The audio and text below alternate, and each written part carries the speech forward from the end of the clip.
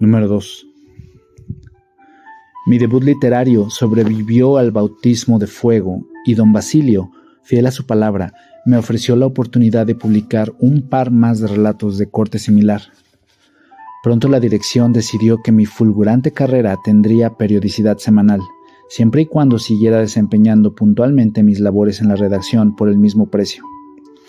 Intoxicado de vanidad y agotamiento, pasaba mis días recomponiendo textos de mis compañeros y redactando al vuelo crónicas de sucesos y espantos sin cuento, para poder consagrar luego mis noches a escribir a solas en la sala de la redacción un serial por entregas bizantino y operístico que llevaba tiempo acariciando en mi imaginación y que bajo el título de Los misterios de Barcelona me estizaba sin rubor desde Dumas hasta Stoker, pasando por Sue y Feval.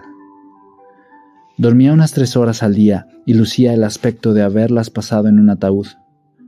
Vidal, que nunca había conocido esa hambre que nada tiene que ver con el estómago y que se le come a uno por dentro, era de la opinión de que me estaba quemando el cerebro y de que, al paso que iba, celebraría mi propio funeral antes de los 20 años. Don Basilio, a quien mi laboriosidad no escandalizaba, tenía otras reservas. Me publicaba cada capítulo a regañadientes, molesto por lo que consideraba un excedente de morbosidad y un desafortunado desaprovechamiento de mi talento al servicio de argumentos y tramas de dudoso gusto. Los misterios de Barcelona pronto alumbraron a una pequeña estrella de la ficción por entregas, una heroína que había imaginado como solo se puede imaginar a una femme fatal a los 17 años. Chloe Permanier era la princesa oscura de todas las vampiresas, demasiado inteligente y todavía más retorcida.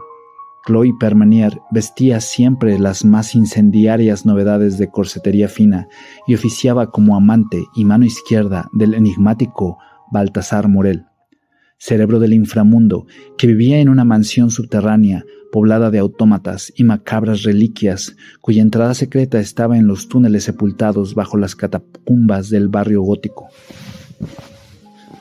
El método predilecto de Chloe para acabar con sus víctimas era seducirlas con una danza hipnótica en la que se desprendía de su atavío, para luego besarlas con un pintalabios envenenado que les paralizaba todos los músculos del cuerpo y las hacía morir de asfixia en silencio mientras ella las miraba a los ojos, para lo cual previamente se bebía un antídoto disuelto en Dom Periñón de fina reserva. Chloe y Baltasar tenían su propio código de honor. Solo liquidaban escoria y limpiaban el mundo de matones, sabandijas, santurrones, fanáticos, cazurros dogmáticos y todo tipo de cretinos que hacían de este mundo un lugar más miserable de la cuenta para los demás en nombre de banderas, dioses, lenguas, razas o cualquier basura tras las que enmascarar su codicia y su mezquinidad. Para mí eran unos héroes heterodoxos, como todos los héroes de verdad. Para don Basilio, cuyos gustos literarios se habían aposentado en la edad de oro del verso español, aquello era un disparate de dimensiones colosales. Pero a la vista de la buena acogida que tenían las historias y del afecto que a su pesar me tenía, toleraba mis extravagancias y las atribuía a un exceso de calentura juvenil. Tiene usted más oficio que buen gusto, Martín. La patología que le aflige tiene un nombre, y ese nombre es Gran Guiñol, que viene a ser al drama lo que la sífilis es a las vergüenzas. Su obtención tal vez es placentera, pero de ahí en adelante todo es cuesta abajo. Tendría que leer a los clásicos, o al menos a don Benito Pérez Galdós, para elevar sus aspiraciones literarias. Pero a los lectores les gustan los relatos, argumentaba yo. El mérito no es de usted, es de la competencia, que de tan mala y pedante es capaz de sumir a un burro en estado catatónico en menos de un párrafo. A ver si madura de una puñetera vez, y ya cae del árbol de la fruta prohibida. Yo asentía, fingiendo contrición, pero secretamente acariciaba aquellas palabras prohibidas, Gran Guiñol, y me decía que cada causa, por frívola que fuera, necesitaba de un campeón que defendiese su honra. Empezaba a sentirme el más afortunado de los morales cuando descubrí que a unos cuantos compañeros del diario les incomodaba que el Benjamín y mascota oficial de la redacción hubiera empezado a dar sus primeros pasos en el mundo de las letras cuando sus propias aspiraciones y ambiciones literarias languidecían desde hacía años en un gris limbo de miserias. El hecho de que los lectores del diario leyesen con avidez y apreciasen aquellos modestos relatos más que cualquier otro contenido publicado en el rotativo en los últimos 20 años solo empeoraba las cosas. En apenas unas semanas vi cómo el orgullo herido de quienes hasta hacía poco había considerado mi única familia los transformaba en un tribunal hostil que empezaba a retirarme el saludo, la palabra, y se complacía en afinar su talento despechado, en dedicarme expresiones de sorna y desprecio a mis espaldas. Mi buena e incomprensible fortuna se atribuía a la ayuda de Pedro Vidal, a la ignorancia y estupidez de nuestros suscriptores y al extendido y socorrido paradigma nacional que estipulaba sin reservas que alcanzar cierta medida de éxito en cualquier ámbito profesional era prueba irrefutable de incapacidad y falta de merecimiento. A la vista de aquel inesperado y ominoso giro de los acontecimientos, Vidal trataba de animarme, pero yo empezaba a sospechar que mis días en la redacción estaban contados. La envidia es la religión de los mediocres, los reconforta, responde a las inquietudes que los roen por dentro y, en último término, les pudre el alma y les permite justificar su mezquinidad y su codicia hasta creer que son virtudes y que las puertas del cielo solo se abrirán para los infelices como ellos, que pasan por la vida sin dejar más huella que sus traperos intentos de hacer de menos a los demás y de excluir y a ser posible destruir a quienes por el mero hecho de existir y de ser quienes son, ponen en evidencia su pobreza de espíritu, mente y redaños. Bienaventurado aquel que ladran los cretinos, porque su alma nunca les pertenecerá. Amén, convenía don Basilio. Si no hubiese usted nacido rico, debería haber sido cura o revolucionario. Con sermones así se desploma cóntrito hasta un obispo. Sí, ríanse ustedes, protestaba yo, pero al que no pueden ver ni en pintura es a mí. Pese al abanico de enemistades y recelos que mis esfuerzos me estaban labrando, la triste realidad era que, a pesar de mis ínfulas de autor popular, mi sueldo no me alcanzaba más que para subsistir por los pelos y comprar más libros de los que tenía tiempo de leer, y alquilar un cuartucho en una pensión sepultada en el callejón junto a la calle Princesa, regentada por una gallega devota que respondía al nombre de doña Carmen. Doña Carmen exigía discreción y cambiaba las sábanas una vez al mes, por lo cual se aconsejaba a los residentes que se abstuviesen de sucumbir a las tentaciones del onanismo o de meterse en la cama con la ropa sucia. No era necesario restringir la presencia de féminas en las habitaciones, porque no había una sola mujer en toda Barcelona que hubiese accedido a entrar a aquel agujero ni bajo amenaza de muerte. Allí aprendí que casi todo se olvida en la vida, empezando por los olores, y que si algo aspiraba en el mundo era a no morir en lugar como aquel. En horas bajas, que eran la mayoría, me decía que si algo iba a sacarme de allí antes de que lo hiciese un brote de tuberculosis, era la literatura, y si a alguien le picaba en el alma o en las vergüenzas, por mí podía rascárselas con un ladrillo. Los domingos a la hora de la misa, en que doña Carmen partía para su cita semanal con el Altísimo, los huéspedes aprovechaban para reunirse en el cuarto del más veterano de todos nosotros, un infeliz llamado Heliodoro, que de joven tenía aspiraciones de llegar a matador, pero que se había quedado en comentarista taurino y encargado de los urinarios de la zona sol de la plaza monumental. El arte del toreo ha muerto, proclamaba. Ahora todo es un negocio de ganaderos codiciosos y toreros sin alma. El público no sabe distinguir entre el toreo para la masa ignorante y una faena con arte que solo los entendidos saben apreciar. Ay, si usted le hubiesen dado la alternativa a don Heliodoro, otro gallo nos cantaría. Es que en este país solo triunfan los incapaces. Diga que sí. Tras el sermón semanal de don Heliodoro llegaba el festejo. Apilados como longanizas junto al ventanuco de la habitación, los residentes podían ver y oír a través del tragaluz los estertores de una vecina del inmueble contiguo, Marujita. Apodada la Piquillo por lo picante de su verbo y por su generosa anatomía en forma de pimiento morrón. Marujita se ganaba las perras fregando establecimientos de medio pelo, pero los domingos y las fiestas de guardar los dedicaba a un novio seminarista que bajaba de incógnito a la ciudad en tren desde Manresa y se empeñaba con brío y ganas al conocimiento del pecado. Estaban mis compañeros de alojamiento embutidos contra la ventana a fin de capturar una visión fugaz de las titánicas nalgas de Marujita en uno de aquellos vaivenes que las esparcían como masa de rosco de Pascua contra el cristal de su respiradero, cuando sonó el timbre de la pensión. Ante la falta de voluntarios para acudir a abrir y arriesgarse así a la pérdida de una localidad con buena vista al espectáculo, desistí de mi afán de unirme al coro y me encaminé hacia la puerta. Al abrir me encontré con una visión insólita e improbable en tan miserable marco. Don Pedro Vidal, en todo su genio y figura y traje de seda italiana, sonreía en el rellano. «Se hizo la luz», dijo entrando sin esperar invitación. Vidal se detuvo a contemplar la sala que hacía las veces de comedor y ágora de aquel tugurio y suspiró con disgusto. «Casi mejor que vayamos a mi habitación», sugerí. Le guié hasta mi cuarto. Los gritos y vítores de mis cohuéspedes en honor a Marujita y sus venéreas acrobacias perforaban las paredes de júbilo. «¡Qué lugar tan alegre!», comentó Vidal. «Haga el favor de pasar a la suite presidencial, don Pedro», le invité. Entramos y cerré la puerta. Tras echar un vistazo sumarísimo a mi habitación, se sentó en la única silla que había y me miró con displicencia. No me costaba imaginar la impresión que mi modesto hogar debía de haberle causado. «¿Qué le parece?» «Encantador. Estoy por mudarme aquí yo también».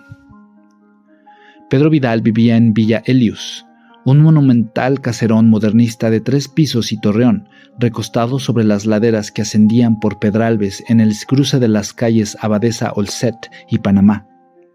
La casa había sido un obsequio que su padre le había hecho 10 años antes, con la esperanza de que sentase la cabeza y formara una familia, empresa en la que Vidal llevaba ya varios lustros de retraso. La vida que había bendecido a don Pedro Vidal con muchos talentos, entre ellos el de decepcionar y ofender a su padre con cada gesto y cada paso que daba, verle confraternizar con indeseables como yo no ayudaba. Recuerdo en una ocasión en que había visitado a mi mentor para llevarle unos papeles del diario, me tropecé con el patriarca del clan Vidal en una de las salas de Villa Elius. Al verme, el padre de don Pedro me ordenó que fuese a buscar un vaso de gaseosa y un paño limpio para limpiarle una mancha en la solapa. «Creo que me confunde usted, señor. No soy un criado». Me dedicó una sonrisa que aclaraba el orden de las cosas en el mundo y sin necesidad de palabras. «El que te confundes eres tú, chaval. Eres un criado, lo sepas o no.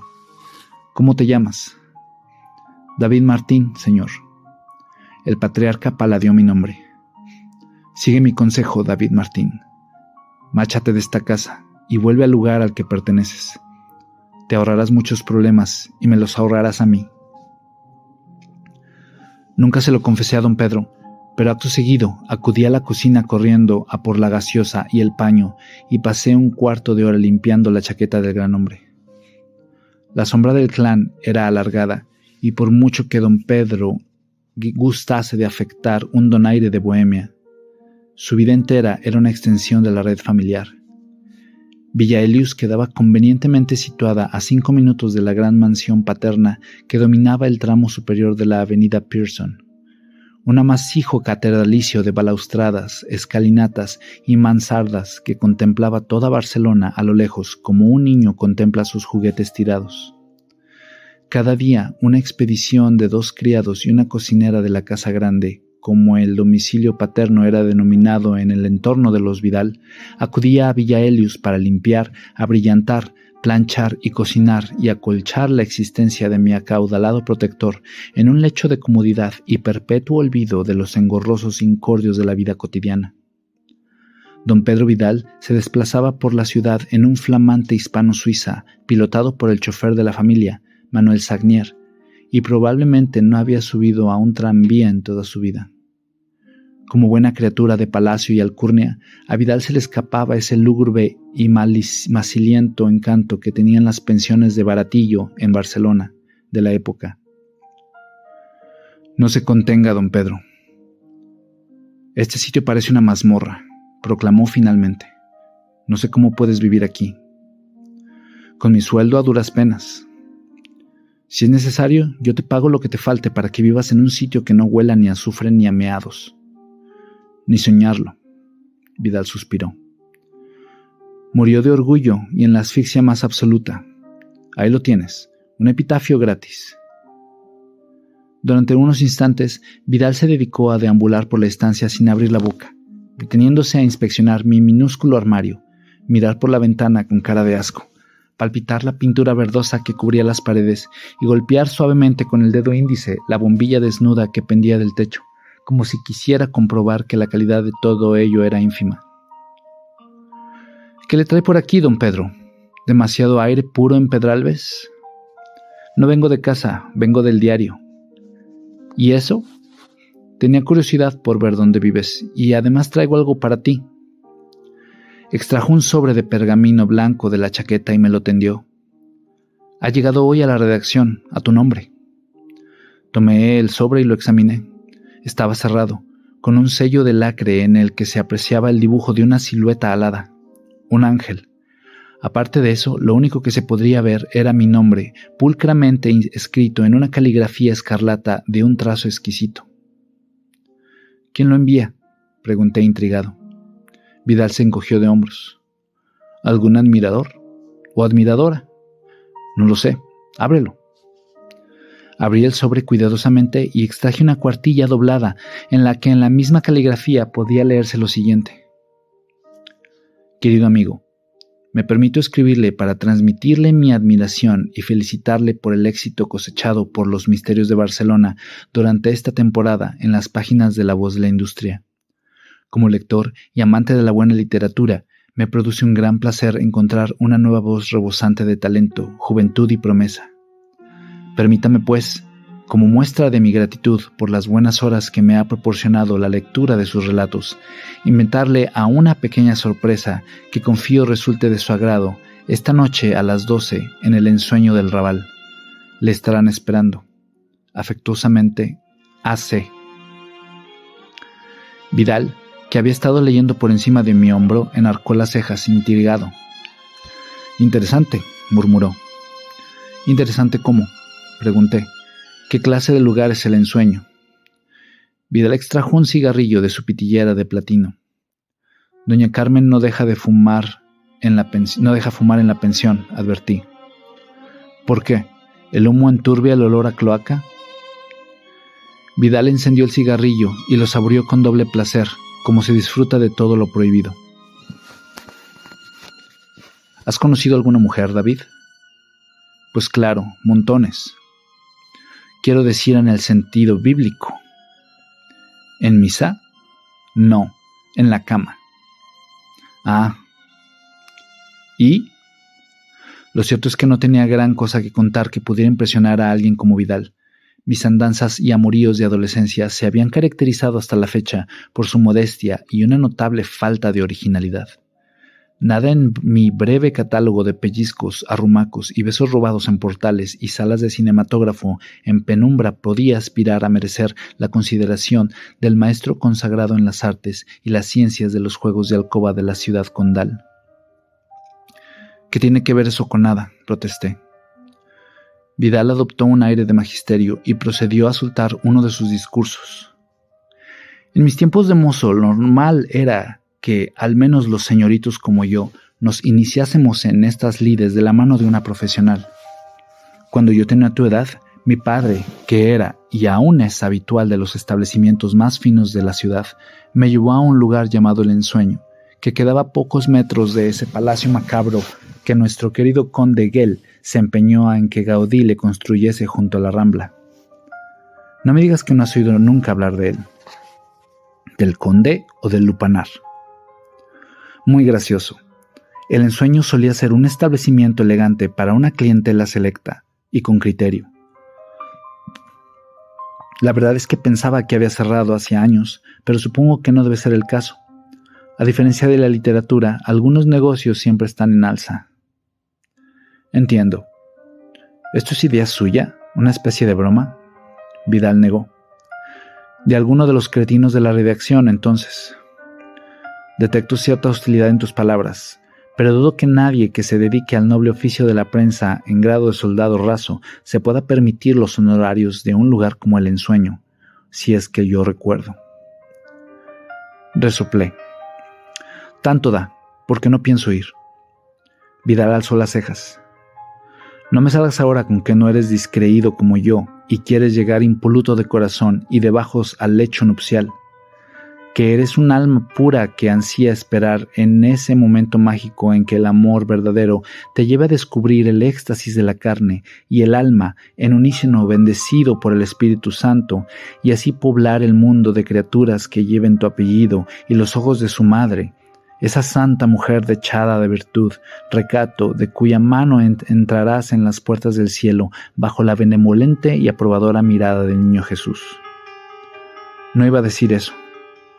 Me alegro, porque es posible y subrayado, posible que ese momento no llegue nunca, que no te enamores, que no quieras ni puedas entregarle la vida a nadie y que, como yo, cumplas un día los 45 años y te des cuenta de que ya no eres joven y que no había para ti un coro de cupidos con liras ni un lecho de rosas blancas tendido hacia el altar. Y la única venganza que te quede sea robarle a la vida el placer de esa carne firme y ardiente que se evapora más rápido que las buenas intenciones y que es lo más parecido al cielo que encontrarás en este cochino mundo donde se pudre todo, empezando por la belleza y acabando por la memoria. Dejé deslizar una pausa grave a modo de ovación silenciosa.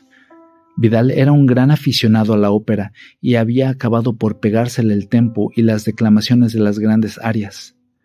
Nunca faltaba a su cita con Puccini en el Liceo desde el palco familiar.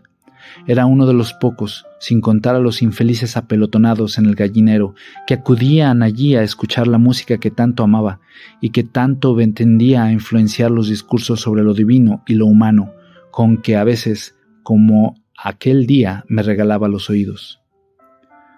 ¿Qué?, preguntó Vidal desafiante. Ese último párrafo me suena. Sorprendido con las manos en la masa, suspiró y asintió. Es de asesinato en el círculo del Liceo, admitió Vidal.